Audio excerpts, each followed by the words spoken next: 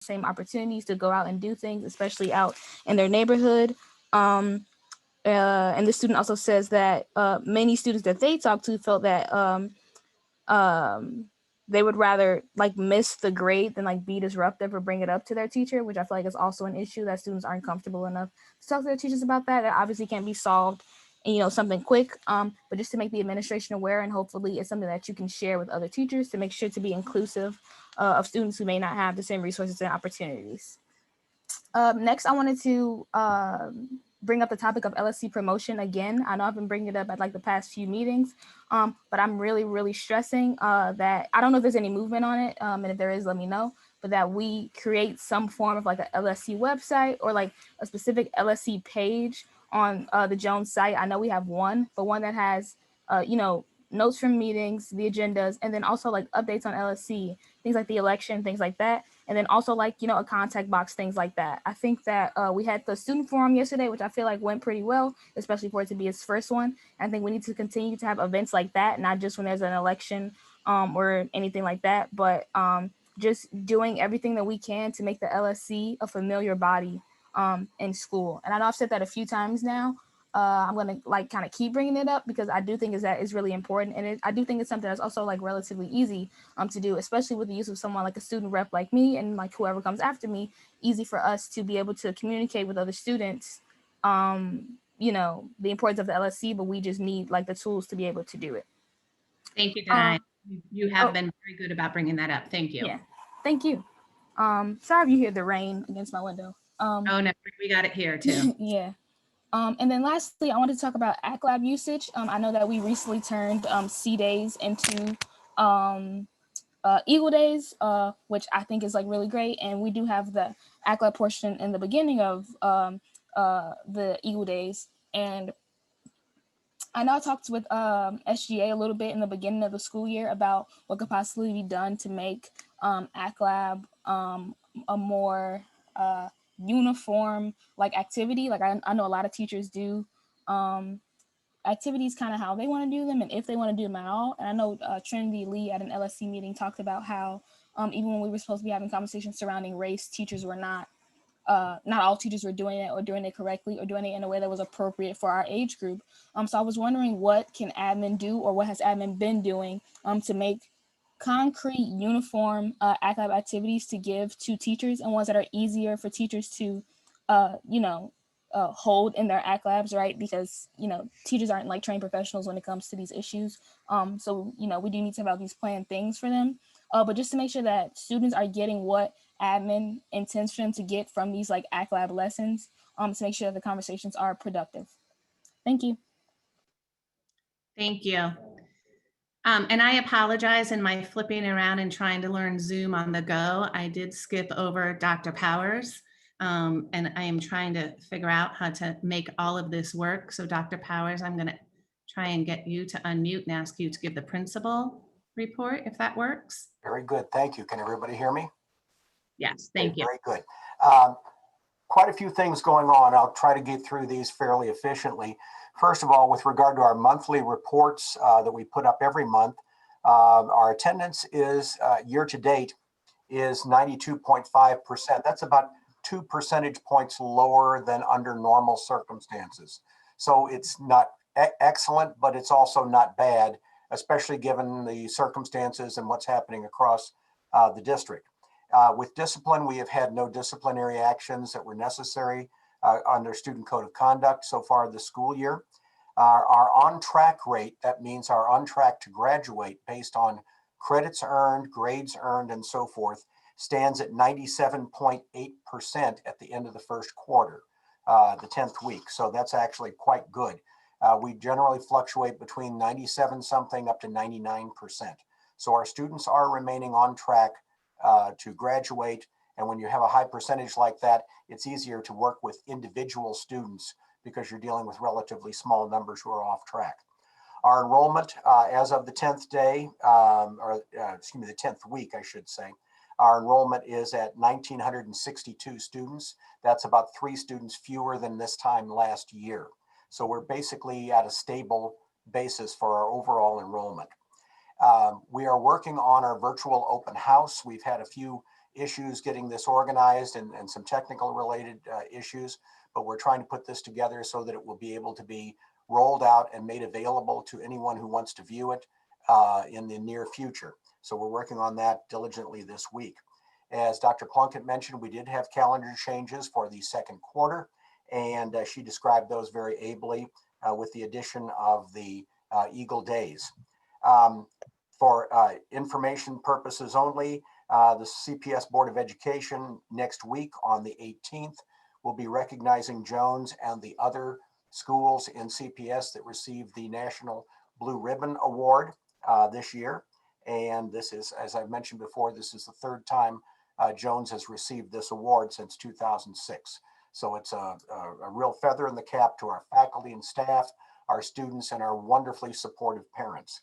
I could not be prouder of this school. Parent-teacher conferences are coming up on the 19th of this month. They are virtual, i.e. they're online, and information has been sent out about those, as well as additional links and so forth for the parents to schedule times with the teachers. Teachers will be available approximately 6 hours and 15 minutes during that day. Some teachers may have slightly different schedules than others, and parents just need to contact those teachers to make sure that there are times available. If all times are used up and the parents are still interested, email the teachers directly, and they can set up additional times either to talk on the phone, to exchange emails, or however they wish to handle those conferences. LSC elections, of course, are coming up also on the 19th. These are being done by various means, both by balloting remotely and also by people can come in. I believe community members and parents can actually come into the school as well. It's not required, but it can be done as well. The Equity Initiatives website, the issues that people had asked about with regard to having this much more readily available on our website. We are in the process of doing that. We actually do have a link, a tab for information as to where we are with regard to our equity initiatives. And that is a work in progress. We will be modifying that as we go along, adding to it and bringing it up to date. And finally, planning for our seniors. This is one of those things where at this time we normally be very excited about planning all the great senior activities. Unfortunately, some of those might be rather different this year. We have set dates as if we were going to be back in school for the second semester. So that includes things like prom, it includes awards night, it includes graduation and so forth. However, we will have alternate dates.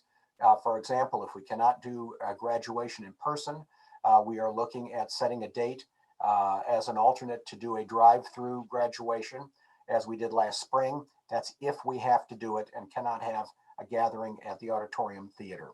And then there are many other things as well. So we're hoping that by springtime, we can get into the senior season and actually have some of these celebrations in person, live.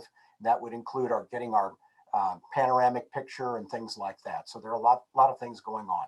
Right now, the seniors are finishing up getting their yearbook pictures, and hopefully most of them have done that already. If they haven't, we have a schedule for that, and they know where to sign up and how to sign up.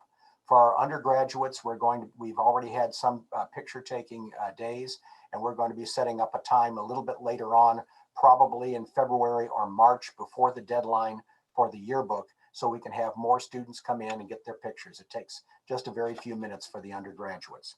Upcoming events are listed, and they're all on our calendar. The most important being in terms of the upcoming days are the changes with the Eagle Labs that we mentioned earlier. We've listed our parent-teacher conferences. We have a 3-day Thanksgiving holiday, the 25th through the 27th, where there is no school.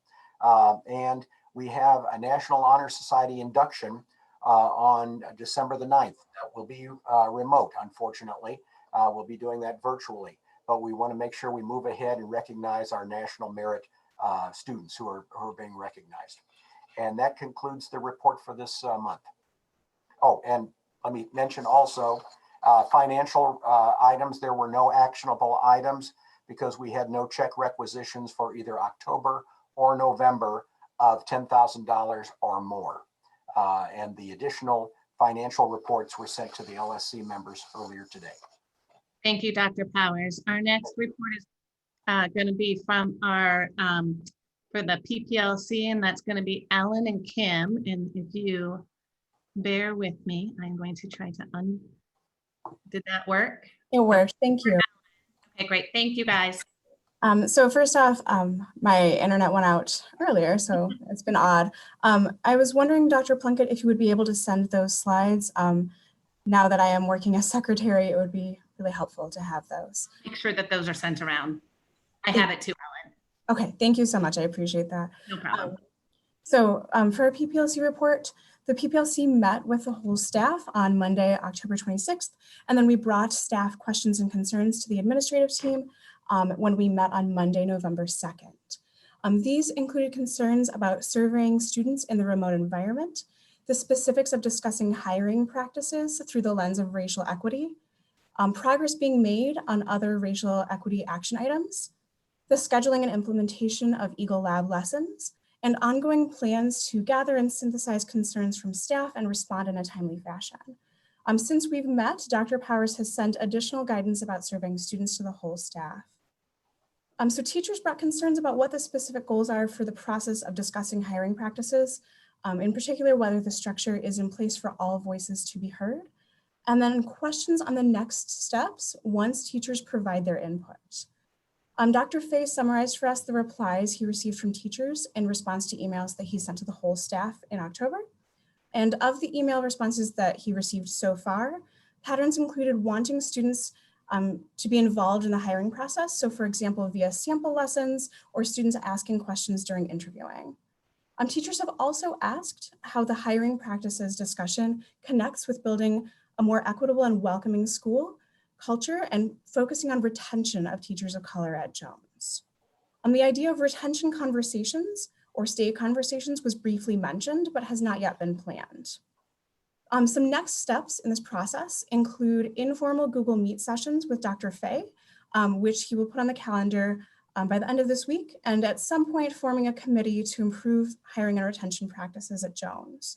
And Dr. Powers reminded us at this meeting that hiring is not just an end of the year process.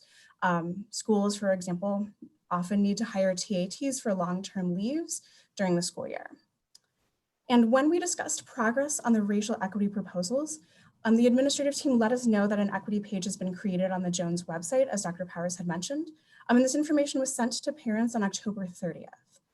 The PPLC has put together an action item tracker of the various pieces of the equity plan that have been presented thus far this school year, and we're waiting for the administrative team to confirm the current status on these items.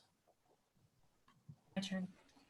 At our meeting with admin on November 2nd, we also brought up the teachers' concerns that were shared with us about Eagle Lab, which were also brought up at the whole staff Q&A on Wednesday, November 4th. While teachers appreciated the responsiveness to the input collected via our survey after the last LSC meeting and changing C days to Eagle days, we did have some concerns about the intent of Eagle Lab lessons and also the preparation of those lessons.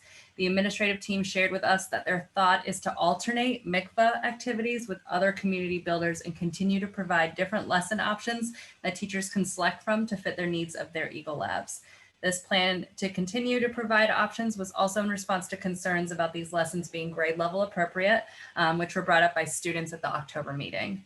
Previously, the suggested options for Eagle Lab consisted of brief prompts provided by MICVA. We did state the preference of teachers for far more laid out lessons that teachers can opt into, such as like someone had a pre-made peer deck or Google slide deck that teachers can modify. This was also brought up in the admin Q&A session as well. We appreciate that the guidance provided for Eagle Lab on this for tomorrow is more detailed, and we hope to hear feedback from teachers on how this lesson goes tomorrow. There is some concern about equity of preparation time because not all teachers have Eagle Labs. And so now if there are more Eagle Labs, they are now planning more lessons and other teachers are not. Sorry, I lost my place. This concern was addressed by administration, notifying the teaching staff that they're expected to partner together to work on Eagle Lab. However, there are some still outstanding concerns by teachers about student trust as a new adult brought into a space that has already been established with norms and begun to work together on community building. As a PPLC, our next steps include discussing teacher questions with the administration team about the MTSS progress at Jones, including the status of the MTSS team meetings and school level tiers of intervention and a referral system. Just so everybody knows, the MTSS stands for multi-tiered system of supports and focus on students who are struggling and need additional level supports. So we plan on to discuss the communication plan around chronic absences and student non-engagement. We sent our list of questions of these topics to admin team on Thursday, and we'll discuss this at our December 1st meeting with them. Additionally, we will plan on surveying the staff in mid-November. So we will report that back next time. That's it. Thank you, Kim. I appreciate you doing that. We do have one question. Is there currently an MTSS referral system in place regarding SEL and academic concerns? Is that something Kim or Ellen can address? There is a Google form that we're supposed to fill out as teachers for students that are non-engaged, and we would let admin know. But beyond that, we are still looking for clarity ourselves on what that looks like. So there are different levels of support that students need, right? So right now we have something for students that are completely not engaged, but then we are looking for clarification, and that's what we want to talk to admin about. Okay, great. And Therese, can you unmute? Am I unmuted now? Can you hear me? Thank you. Yeah, so yeah, just to kind of give just a quick like cursory response to that. Yes, there is MTSS in place. We were kind of revamping what we had because what we had was not really that fine-tuned. So we definitely have. Guys, Here we something go. is Here we happening. go again. I'm going to end this because this is not acceptable at all. I'm going to end this meeting right now, and then we can get back on together.